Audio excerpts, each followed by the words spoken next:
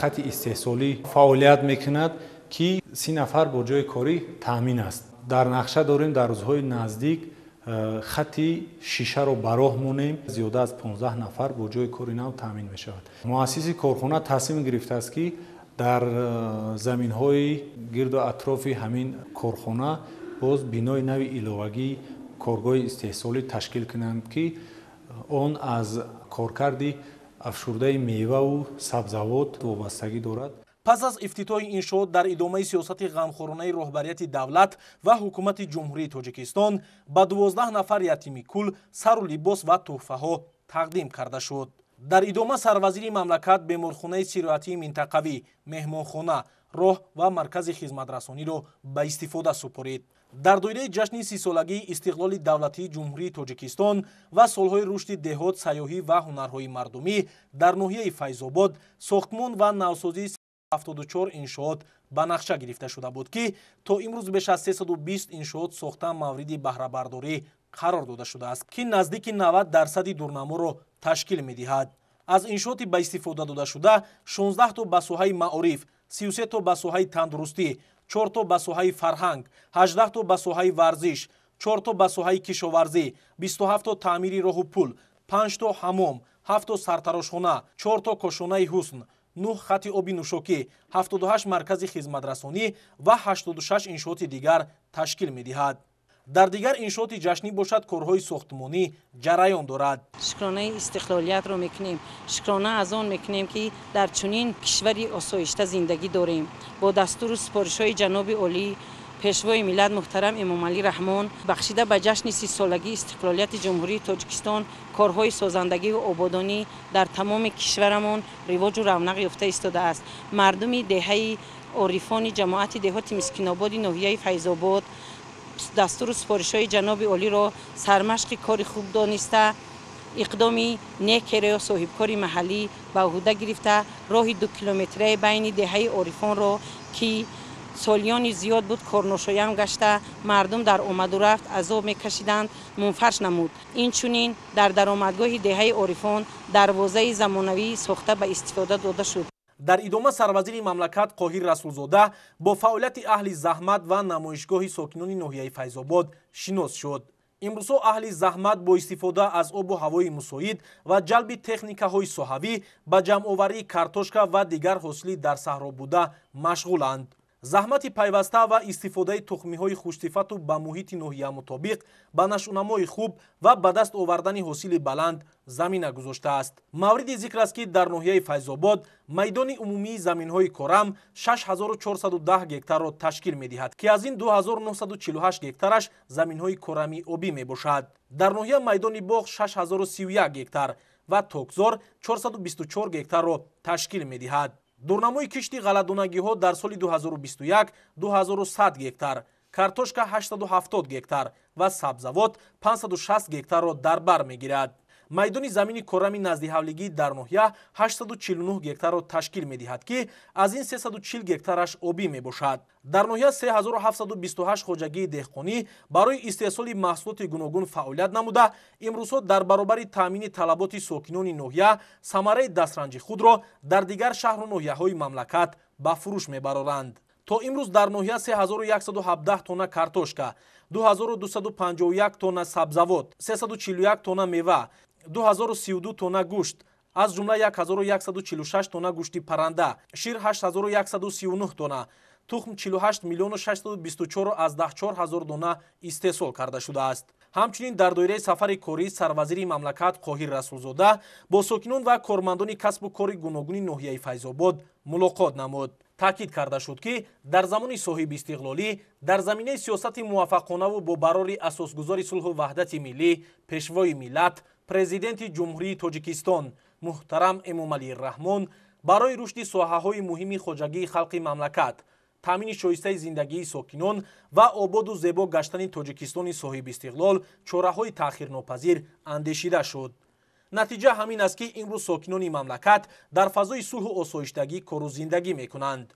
در این راستا از ساکنان این ناحیه مملکت احساس نمودن حس بلند خودشناسی و خودآگاهی، زحمت صادقانه به خاطر رشد تاجیکستان صاحب استقلال و حفظ ارزش‌های ملی، تامین فراوان حاصلی، дар рӯҳияи ватандӯстию худшиносӣ тарбия намудани насли ояндасози ватан талаб карда шуд. Бо мақсади рушди устувори иҷтимоию иқтисодӣ, беҳтар намудани сатҳу сифати зиндагии аҳолӣ, фароҳам овардани фазои мусоиди сармоягузорию соҳибкорӣ, беҳтар намудани дастрасии аҳолӣ ба инфраструктури заминавии иҷтимоӣ дар доираи талаботи Қонуни Ҷумҳурии Тоҷикистон дар бораи дурнамаҳои давлатӣ, консепсияҳо ва барномаҳои инкишофи иҷтимоию иқтисодӣ, дастури методӣ оид ба таҳия ва татбиқи барномаҳои рушди иҷтимоию иқтисодии ноҳияву шаҳрҳои Ҷумҳурии Тоҷикистон, стратегияи миллии рушди Ҷумҳурии Тоҷикистон барои давраи то соли 2030 ва ҳадафҳои стратегии ҳукумати Ҷумҳурии Тоҷикистон, барномаи рушди иҷтимоию иқтисодии ноҳияи Файзобод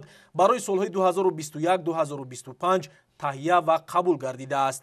дар доираи барномаи мазкур 174 лоиҳаи афзалиятнок таҳия гардидааст ки аз ин 66 лоиҳа ба бахши иқтисодӣ, 60 лоиҳа ба бахши иҷтимоӣ, 30 лоиҳа ба бахши инфраструктур, 11 лоиҳа ба бахши ҳифзи муҳити зист ва ҳолатҳои фавқулода, инчунин 7 лоиҳа ба бахши таъминоти захиравӣ рост меояд.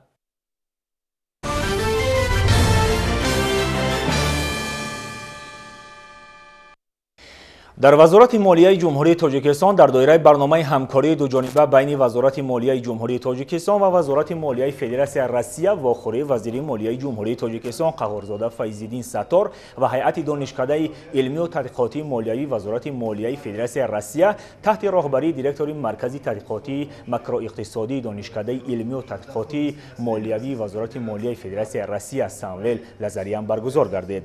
ҷонибҳо қайд карданд ки ёддошти тафоҳум оид ба ҳамкорӣ байни вазорати молияи федератсияи Россия ва вазорати молияи ҷумҳурии тоҷикистон ки 10 апрели соли 2019 дар аснои сафари расмии президенти ҷумҳурии тоҷикистон пешвои миллат муҳтарам Эмомалӣ Раҳмон ба федератсияи Россия ба имзо расонида шудааст, барои рушди ҳамкорӣ такони нав бахшид.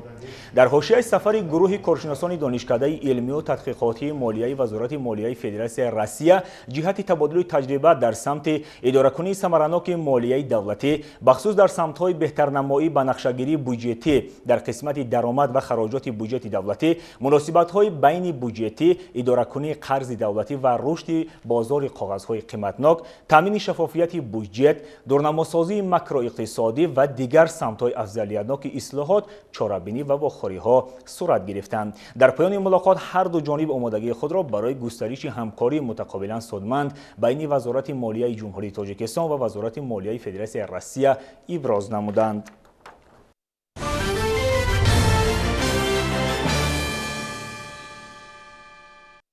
дар шаҳри Душанбе конференсияи 8-уми шӯрои собиқадаврони ҷангу меҳнати Тоҷикистон дар давраи аз моҳи сентябри соли 2016 моҳи сентябри соли 2021 баргузор гардид. дар ҷамъомад масъалаҳо ва самтҳои фаъолияти шӯрои собиқадаврони ҷангу меҳнати ҷумҳурии Тоҷикистон баррасӣ гардиданд. гузориши ҳамкоронамон дар ин хусус. ضمن جلسه شورا رئیس سابقه‌داران جنگ و مهنت جمهوری تاجیکستان اوید به سهم سابقه‌داران جنگ و مهنت در پیشرفت و رشد کشور، تربیت جوانان و نسل نورس، راهنمایی آنها بهر مهنت پرمحصول به نفع جمعیت و تندرستی، خویشتن‌شناسی سخن راندند. ابراز گردید که سابقه‌داران جنگ و مهنت همیشه تحت غمخوری دولت و حکومت قرار داشته، همساله به این طبقه جامعه دستگیری‌های زیاد کرده می‌شود. ذکر گردید که در طول فعالیت خود سابقه‌داران جمهوری در حیات سیاسی، اقتصادی، اجتماعی و فرهنگی جمهوری فعالانه اشتراک نموده برای پایدار نمودن صلح و وحدت ملی، آباد و زیبا نمودن وطن عزیزمان، در عمل تطبیق نمودن سیاست رهبری دولت و حکومت جمهوری تاجیکستان سهم ارزنده گذاشتند. همچنین اطلاع داده شد که در دوره حساباتی 5 مرتبه پلنوم‌های شورای سابقه‌داران با بررسی 14 مسئله برگزار گردیده، در 10 مجلس ریاست شورای سابقه‌داران مسائل حیاتاً مهم مورد محاکمه قرار داده شده است. اینچنین پلنوم به هیئت شورای سابقه‌داران جنگ و مهنت تغییرات وارد نموده، به جای اعضای خارج شده نفران دیگر را به اعضای قبول نمود.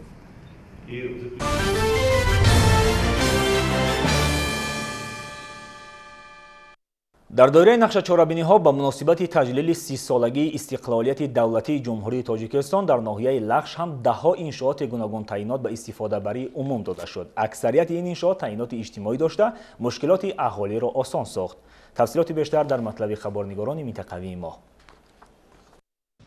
کوپروکی موشنگذار جماعت دهوتی ینگیشهر ناحیه لش در دوره کارهای آبادانی و سازندگی بخشیده به جشن 30 سالگی استقلال دولتی با دستگیری مقامات اجرایی و سهم اهالی تعمیر و نوسازی گردیده مورد استفاده قرار گرفت.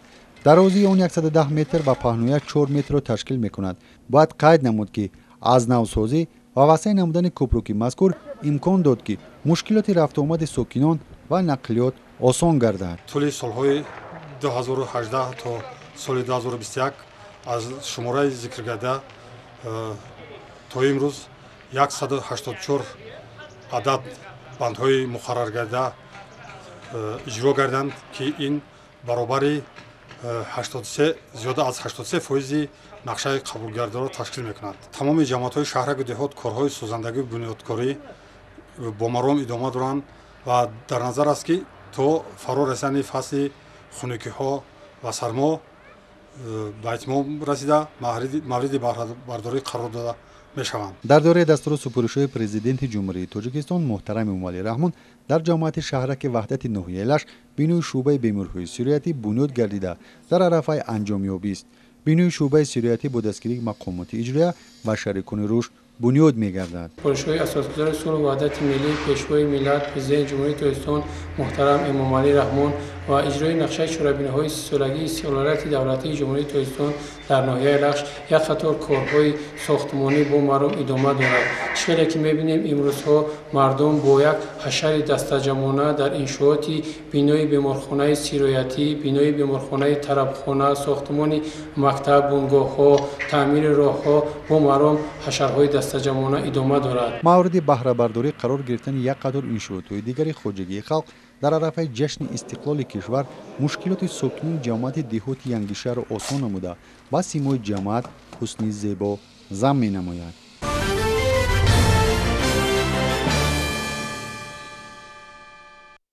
حکومت جمهوری تاجیکستان جهت افزایش دادن میدان کشتی کارتوشکا در نواحی اگراری کشور چاراندیشی کرده برای کشاورزان شرایط مساعد را فراهم آورده است. این است که سال از سال استحصال کارتوشکا در جمهوری افزایش یافته، واردات آن از خارج کشور کاهش می‌یابد. از فعالیت کارتوشکا پرورانی ناحیه خوالینگ همکارانمان گزارش می‌دهند.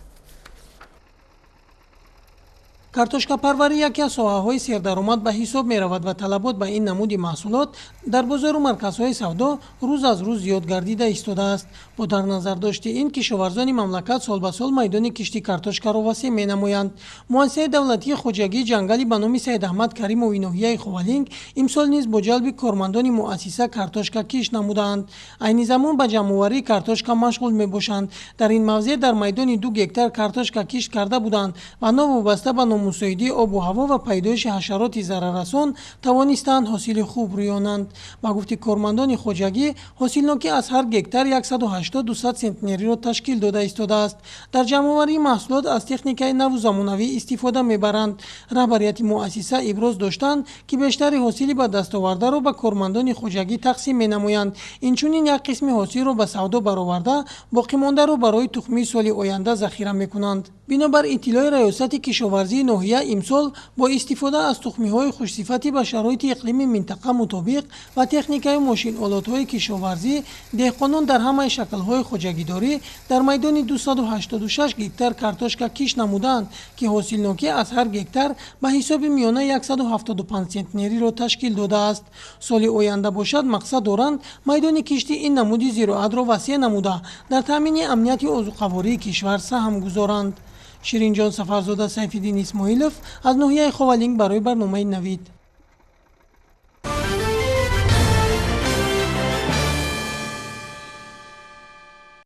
чорводорӣ яке аз самтҳои асосии соҳаи кишоварзӣ ба шумор рафта таъмини бозорҳои истеъмолӣ бо гӯшт ва маҳсулоти ширӣ аз он вобаста мебошад. ин аст ки деҳқонони бо таҷрибаю кордидаи ноҳияи кӯшониён аз ҳамаи имконоти мавҷуда самаранок истифода бурда дар баробари кишт ва парвариши маҳсулоти гуногуни кишоварзӣ ба нигоҳубини чорвои сермаҳсул ва парранда низ машғул ҳаст. ҳамкоронамо Хуршеди Абдуалим ва Зайниддин Ҳоҷиёв дар иртибот ба ҳамин мавзӯъ гузориш омода карданд. рушди соҳаи чорводорӣ яке аз омили муҳими таъмини амнияти узуқаворӣ буда боиси фаровонии бозорҳои истеъмолии мамлакат бо гӯшт ва маҳсулоти ширӣ мегардад. Дар доираи барномаи маҷмуавии рушди соҳаи чорводорӣ дар ҷумҳурии Тоҷикистон барои солҳои 2018-2022 дар ноҳияи кушониёни вилояти Хатнон тадбирҳои судманд амалӣ гардида истодааст. соҳибкори маҳаллӣ Наимҷон Ҳутамов бо машварат ва дастгириҳои мутахассисони мақомоти иҷроияи ҳокимияти давлатӣ аз кишварҳои гуногуни олам беҳтарин зотҳои моли майдаро ба Тоҷикистон оварда саршумори онҳоро зиёд намуда истодааст. беш аз 50 бузе ки дар ин хоҷагӣ парвариш карда мешавад аз чанд кишвари рӯи олам оварда шудааст. бузе ки аз ҳама калонтарин ва диққати ҳазорон нафарро сӯи худ мекашад, ин зоти гулобӣ ки аз кишвари Ҳиндустон оварда шудааст. хоҷагидорон мегӯянд дар оянда саршумори ҳамин гуна зотҳоро зиёд намуда барои рушди соҳаи чорводории кишвар саҳми арзандаи худро гузоранд. мо ҳамин зотҳоро асос барои шир мо дар интернет хондем, фаҳмидем ки ҳамин хел зотҳо будааст, ширашон фоиданокӣ. мо аввалин аз зоти русӣ сар кардем, зотҳои занинский, алпийский, чешский пародаҳо сар кардем. баъд вақте ки фаҳмида буромадем ки ин зоти покистонӣ ино бештар ва хубтар буданд. хуби ино ин хел ки бузҳои русӣ равғаннокии ширашон 0.3% аст. ин зотҳо зоти битал, камори, гулабӣ ино зиёда аз 7 ва то 10% равғаннокӣ доранд ки ба саломатии инсон фоиданокӣ калон дорад. дар рӯзи наворбардории мо якчанд нафар соҳибкорон аз минтақаҳои гуногуни кишвар барои харидории чунин молҳои ғайриоддӣ ба ин хоҷагӣ омада буданд. ин соҳибкорон мегӯянд аз парвариши чунин зотҳо дар ин минтақа бисёр ҳам хушнуд гардиданд, зеро онҳо бе саргардониҳои зиёд ин молҳоро на аз хориҷа балки аз дохили кишвари худ бо нархи дастрас харидорӣ мекунанд. ҳамин молҳоро дар телевизор тамошо кардем. мо ҳамин гуфтем ки молҳои бисёр молҳои базеб хушрӯ чизи нав дар Тоҷикистон мо ҳамин дидан кардем, харидорӣ намудан, гуфтам барои ҳаминро паҳн намудан. мақсад омадем ки қатъи якай Наимҷон як мақсад муомилаи байрихмон кунем, мақсад ягон мол барем ҳаминро самша зиёд кунем. агар ба чӣ нархе ки ҳам нахарӣ фоидааш албатта бармегардад, барои чӣ ки зотҳои маҳаллие ки мо дорем, якум ин ки ва ё шир намедиҳанд, ба мо ягон фоида намедиҳанд. дуюм ки ин зотҳо аксарияташ якта мекунанд, дар як сол як бор мекунанд. ин зотҳои покистониву ҳиндустонӣ ино дар як сол вобаста аз нигоҳубини хуб, агар нигоҳубини хуб бошад, дар як сол 2 маротиба на кам аз 2 гоник, 3 гоник, 4 гоник то 5 гоника дар мо дидем ки ҳамин соли гузашта 4-5 донааш 4 гоникӣ карданд. Наимҷон Ҳутамов мегӯяд феълан шири ин чорвои хушзод дар ягон ҷой коркард карда намешавад, аммо ӯ азм дорад ки дар ояндаи наздик як сехи коркарди шир кушода дар он ҷо намудҳои гуногуни маҳсулоти ширӣ омода намояду пешниҳоди мизоҷон гардонад. ба фаъолият пардохтани чунин коргоҳ имконият фароҳам мегардад ки аввалин маҳсулоти ширии ғизонокиаш баланд истеҳсол ва ҳам даҳо нафар сокинони маҳаллӣ ба ҷои кори ҳамешагӣ таъмин гарданд. бигем ҳамешаву рӯз 20 литр меҷӯшем дар як рӯз. ай ҳами қамол мисол агар ҳамиёине ёшо ҳамаш ширте шаванд, оли озод 100 литр 300 литр мешавад, любой кор кардан мешавад. хоҷагидорон аз дастгириҳои пайвастаи роҳбарияти олии мамлакат қаноатманд буда талош меварзанд ки оянда ин соҳаи афзалиятнокро боз ҳам рушду равнақ бахшанд. мо хело ҳам аз пешвои миллат муҳтарам ҷаноби олӣ хушҳолем, хурсандем ва миннатдорем ки дар ҳамин соҳаи чорвопарвариву паррандапарварӣ ки аз чанд танқисиҳо озод карда шудааст, масалан аз андозҳо, дар оянда ният дорем ки бо чунин сабукиҳо саршумори ҳамин зотҳоро зиёд кунем. Наимҷон Ҳутамов дар баробари чорвопарварӣ инчунин дар шароити хона бо ҳамроҳии бародаронаш ба нигоҳубини парранда ва истеҳсоли тухм машғул мебошад. ӯ ҳавлии истиқоматии худро пурра ба макони зотпарварии паррандагон ва истеҳсоли тухмҳои камёб табдил додааст ки хеле зебою диданӣ мебошад. ба гуфти кормандони хоҷагӣ дар ин ҷо 30 намуди паррандагон бо шумораи 1000 сар парвариш меёбанд ки аксари онҳо аз хориҷи кишвар аз ҷумла Беларусия, Ҳиндустон, افریقا، جمهوری مردمی چین، هلند و از روسیه آورده شدند. در این میان پرندگان نادر هم موجودند که هم گوشت و هم تخم آنها خصوصیت شفابخشی دارند. همچنین عائله حاتم‌وفا با نگاهبین 5 نمود مرغ دشتی فزند مشغول بوده. تصمیم دارند که با زیاد نمودن شماره این نمود پرنده آنها را در طبیعت دیار پهن نمایند.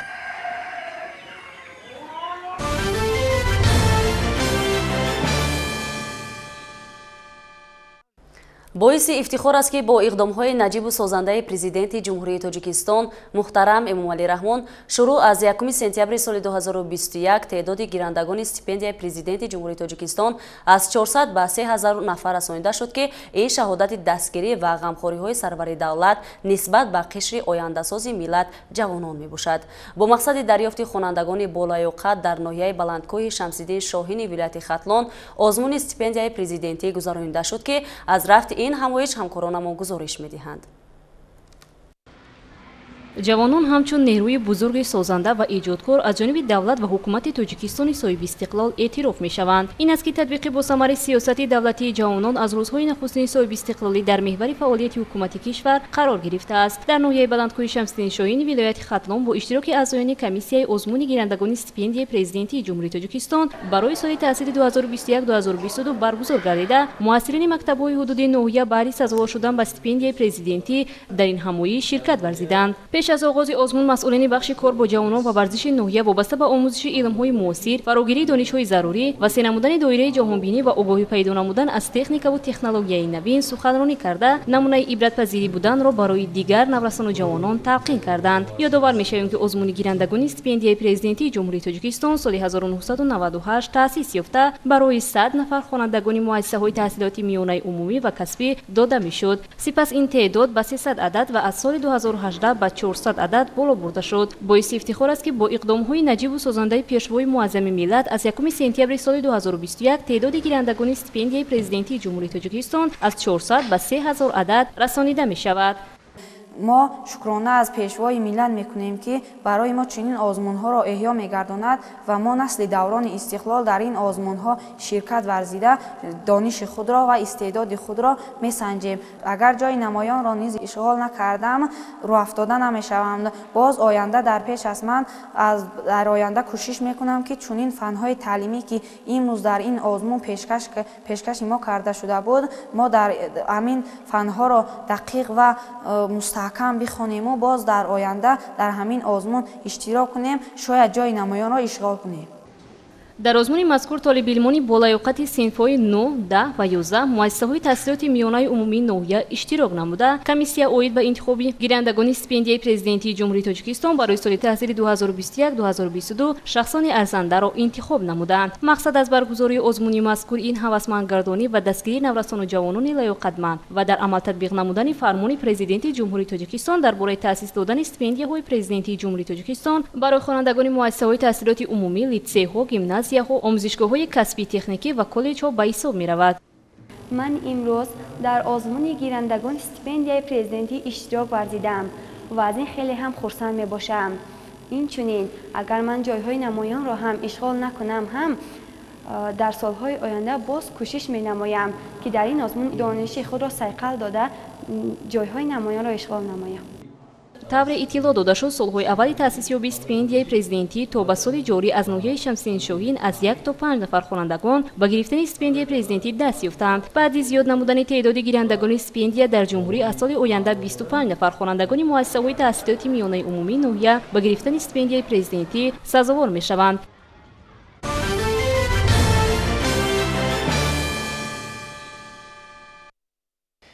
имрӯзҳо дар театрҳои тоҷикистон кушодашавии мавсими нави театрӣ бо намоишҳои тоза ва ҷолиб ҷараён дорад.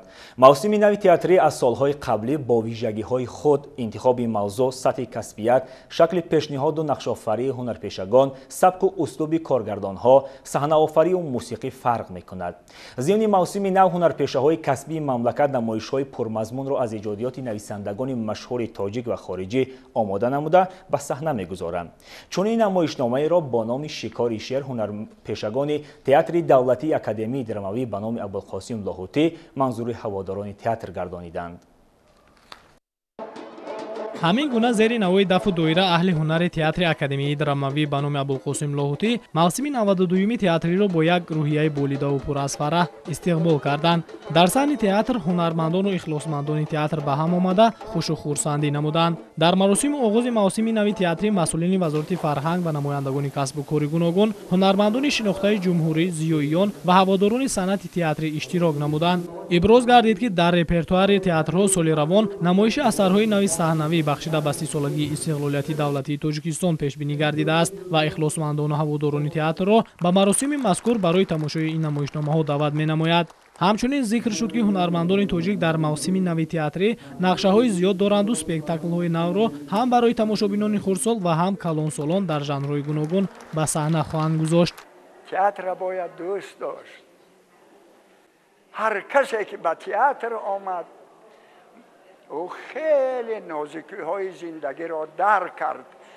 من شاهد آن هستم که یک چند رفیقان در همین تئاتر کار میکردند و آهسته آهسته به دیگر کارها گذشتند و آنقدر پیشروی کردند در دیگر کارها و دائم با افتخار میگویند که ما این پیشروی و این دانش و این توانایی را از تئاتر آموختیم. یعنی شرط نه که برای بسیار دانش ها فهمیش ها را دانستن محض در تئاتر کار کنی، با تئاتر بیایی و تماشا کنی، خودی انا همینم یک سطحی کس را، سطحی دانشی کس را به بلندی ها میبرارد. театри академияи драмавӣ ба номи Абулқосим Лоҳутӣ мавсими 92-юми театрии худро бо намоишномаи Шикори шеър оғоз намуданд. намоишномаи мазкур аз рӯи асари адиби Миср Зайдон Ҷирҷӣ дар таҳияи коргардони театр Султон Усмонов аз лиҳози салиқаи интихобӣ, муҳимияти мазмунӣ ва фарогири масоили мубрами миллӣ ҷолиб аст. интихоб ва ҷобаҷогузории романи таърихии адиб, мутафаккир ва файласуфи Миср Ҷурҷи Зайдон ба шароит ва замони имрӯзӣ созгор аст. инак имрӯз боз як рӯзи фархунда аст. аслан кушодашавии мавсими театрӣ барои ҳар як театр як рӯзи як ҷашни калон ҳисоб мешавад, барое ки мавсими нав сар мешавад. чӣ хеле ки мавсим сар мешавад, ба фикрам ҳамин хел баъд давом меёбад. барои ҳамин кушодашавии мавсим барои ҳар як театр як маъракаи хеле муҳим ҳисоб мешавад. имрӯз ба назари ба ҳузури тамошобинон намоишномаи таърихие ки унам ба 30-солагии истиқлолияти давлати Тоҷикистон бахшида шуда буд, Шикори шеър ва яке аз саҳифаҳои таърихии масалан миллати худамонро тасвир мекунад, ӯро пешкаши тамошобин мекунем ва аслан 3 ҳадаф дорем аз ин мавсими масалан 92-юми театрӣ. ҳадафи аввал кӯшиш мекунем, хоҳиш дорем, орзу дорем, ният дорем ки рӯи саҳна ҳарчи бисёртар асарҳои оянд ки аз ҷиҳати мазмуну маънию бадият дар як сатҳи арзанда бошанд. дуюмаш таваҷҷӯҳи тамошобин нисбати театр зиёдтар гардад. аслан театр барои тамошобин аст, мо барои оно кор мекунем ва аз ҳамин рӯз оғоз карда то масалан тӯли ҳамин мавсиме ки дар пеш аст, дарҳои театри мо барои мардуми Тоҷикистон, шаҳрвандони шаҳри Душанбе, меҳмонони хориҷӣ, барои ҳамаи дӯстдорони санъати театрӣ кушода аст ва марҳамат ба театри мо. дар намоишномаи Шикори шеър ки бар асоси романи таърихии Ҷурҷи Зайдон таҳия гардидааст, ҳодисаҳои таърихӣ ва ҳасосиятҳои замони бармакиён инъикос ёфтаанд. нақшофарон дар ин намоишнома бо тамоми маҳорати баланди касбӣ кӯшиш карданд ки мушкилот, ҳаводиси дарбор ва ҳасосиятҳои замонро ки дар роман ғунҷоиш ёфтаанд ба тамошобин расонанд. аз тариқи намоишномаи театрӣ ба намоиш гузоштани қудрати сиёсӣ, тавонмандии миллӣ, ибтикороти мафкуравӣ, хадамоти фикрию маданӣ ва иҷтимоию фарҳангии оли Бармак ки дар таърихи миллӣ ҷойгоҳ ва мақоми вижае дорад, ҳадафи аслӣ ва тақозои замон ба шумор меравад.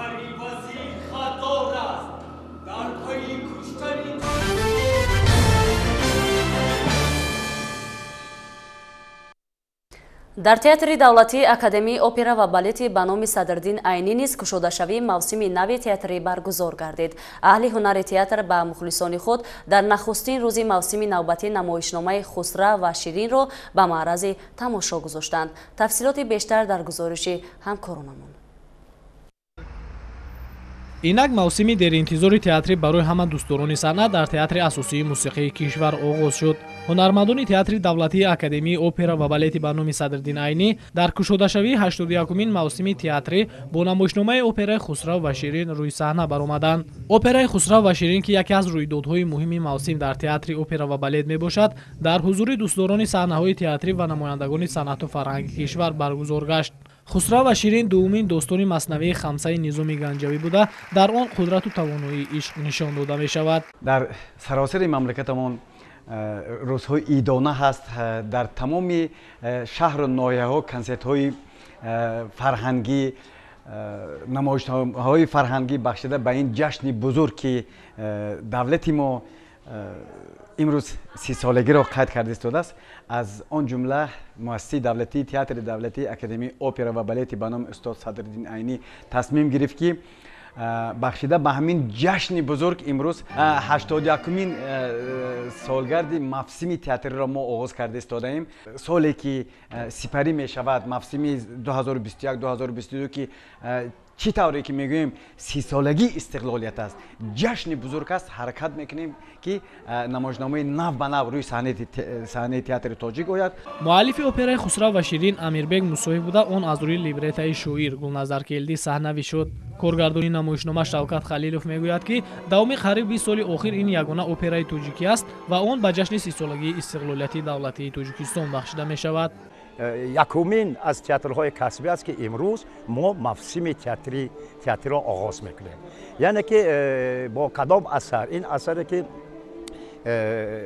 операи Хусрав ва Ширин ки либрети онро шоири зиндаёд Гулназаркелдӣ ба қалам оварда, бастакори яке аз ҷавону хеле бо маҳорат Амирбек Мусо, камина гӯем ки таҳиягари он Хусрав Ширин аст ки операи Хусрав Ширин аст ки пешкаши тамошобин мекунем. Қурбон Зокиров, ҳунарманди опера ва балет, аз ҷавонони боистеъдоди театр аст ки дар чандин намоишномаҳо нақшофарӣ кардаву маҳораташ ба тамошобинону ҳаводорони театру опера писанд аст. ҳунари волои ӯ боис шуд ки дар операи мазкур коргардон нақши Шоҳ Хусравро ба ӯ гузорад. дар ин намоишномаи Хусрав ва Ширин нақши асосии Шоҳ Хусравро ки худи банда ба коргардон ба худи ман вобаста кардан ва имрӯз кӯшиш мекунем ки ана ҳамун тамошобине ки имрӯз толори мо омада нишастанд бо як рӯҳияи боло ва бисёр чеҳраи хуби хандон ки имрӯз баҳри тамошои Хусрав ва Ширин омаданд, با یک تماشای خوب و با یک استراحت خوبه در تالار نشسته استراحت کنند و نمایشنامه ما را تماشا کنند. نمایشنامه خسرو و شیرین هر باری که روی صحنه میآید در آن البته هنرمندان جوان جلب میگردند. شاید همین بود که سالها این اپرا ورد زبان دوستداران این ژانر تئاتر است. اکنون هنرمندان هدف دارند در موسم نو تئاتری نمایشنامه‌های نو پسندیده را منظور تماشابینان گردانند.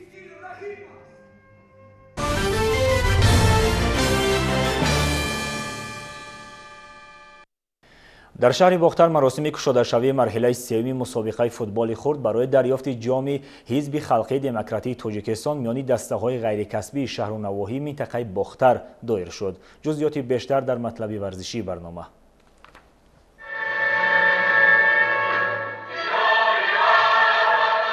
با صدا دادن سرود ملی جمهوری تاجیکستان در میدانچه‌های خرد ورزشی وحدت واقع در محله دوستی خلق‌های شهر باختر مراسم کشاده‌شوی مرحله سوم مسابقه فوتبال خرد برای دریافت جام حزب خلقی دموکراتیک تاجیکستان میان دسته‌های غیرکسبی شهر و نواحی منطقه باختر دایر کرده شد. در هفته کشاده‌شوی چهاربینی مذکور رئیس کمیته اجرایی حزب خلقی دموکراتیک تاجیکستان در ولایت ختلان، معاون رئیس فدراسیون فوتبال ولایت، رئیسان کمیته اجرایی حزب خلقی دموکراتیک تاجیکستان از 15 شهر هیئت دسته‌ها، مخلصان و دیگر شخصان مسئول اشتراک داشتند. مقصد اساسی ташкил намудани ин чорабиниҳо ин яъне баланд бардоштани тарзи ҳаёти солим, яъне рушди футбол дар ҷумҳурии Тоҷикистон, барномаи иҷроиши барномаи рушди футбол ва ба ин росто яъне пешгирӣ аз гаравиш ба ҳар гуна ҳизбу ҳаракатҳои ифротгароӣ ки ин албатта ба ҳамагон маълум аст, яъне варзиш ин худ қосиди сулҳ аст ва имрӯз бинед ки ғолибони давраҳои марҳилаҳои якум ва дуюм ки имрӯз ба марҳилаи сеюм роҳ хат гирифта буданд ва имрӯз бо як чеҳраи кушод бо анамун иродагии қавӣ ва матонату ҷасорати ҷавонии худ имрӯз мана дар майдончаи федератсияи футболи вилояти Хатлон имрӯз ҳузур доштанд. пеш аз оне ки ба марҳилаи сеюм роҳхат гирифтем, ду марҳилаи пешинаро паси сар намудем. Ду марҳилаи пешина дар шаҳру ҷамоатҳо ва марҳилаи дуюм дар байни ноҳиявӣ ки мо дастаи мо дар ин марҳилаҳо хушбахтона ғалаба ба даст овардем ва ба марҳилаи сеюм роҳхат гирифтем. имрӯз низ дастаи мо бо тайёрии хуб омадааст ва мо боварии комил дорем ки дар марҳилаи сеюм низ, яъне дар марҳилаи вилоятӣ яке аз ҷойҳои намоёнро ишғол менамоем. ман миннатдории худро ба ташкилкунандагони чунин мусобиқа мерасонам ки ин мусобиқаҳо сабаб мешаванд ки яъне тарзи ҳаёти солим дар байни ҷомеа боз ҳам баланд бардошта шавад ва ҷавонон ба ҳар гуна ҳизбу ҳаракатҳо ноил намешаванду ба варзиш машғул мешаванд. мусобиқаи мазкур дар доираи нақшачорабиниҳо ба ифтихори 30-умин солгарди истиқлоли давлатии ҷумҳурии Тоҷикистон бо ташаббуси Кумитаи иҷроияи ҳизби халқии демократии Тоҷикистон, Федератсияи футбол ва Кумитаи кор бо ҷавонон ва варзиши назди ҳукумати ҷумҳурии Тоҷикистон ташкил гардидааст. дар мусобиқаи варзишии имрӯза 15 даста миёни ҳам рақобат намуда аз худ маҳорати баланди варзишӣ нишон доданд. имрӯз мо беҳтарин варзишгаро аз ноҳияи кушониён ҷамъоварӣ карда ба вилоят пешниҳод намудем. мо ният дорем ки дар бозиҳои минбаъда ғолиби ҷои намоён шавем. бояд зикр намуд ки иштирокчиёни мусобиқа аллакай дар сатҳи маҳаллаҳо ду марҳиларо паси сар намуда ҳамакнун барои ширкат варзидан дар мусобиқаи сатҳи вилоятӣ зафарёб гардиданд. дар маҷмӯъ ба хотири мушарраф шудан ба ҷоми ҳизби халқии демократии Тоҷикистон баргузории 26 бозӣ пешбинӣ гашта дар қисмати ниҳоии мусобиқа бозиҳо аз рӯи системаи олимпӣ баҳогузорӣ хоҳад шуд. мусобиқа ҳар бегоҳ давоми 10 рӯз идома ёфта дар қисмати ҷамъбастӣ бо хулосабарории доварони касбӣ дастаҳои ғолиб бо ҷойҳои якуму дуюму сеюм ва бо диплом ҷоми Кумитаи иҷроияи ҳизби халқии демократии Тоҷикистон ва мукофотҳои пулии ташкилкунандагони мусобиқа сарфароз гардонида мешаванд.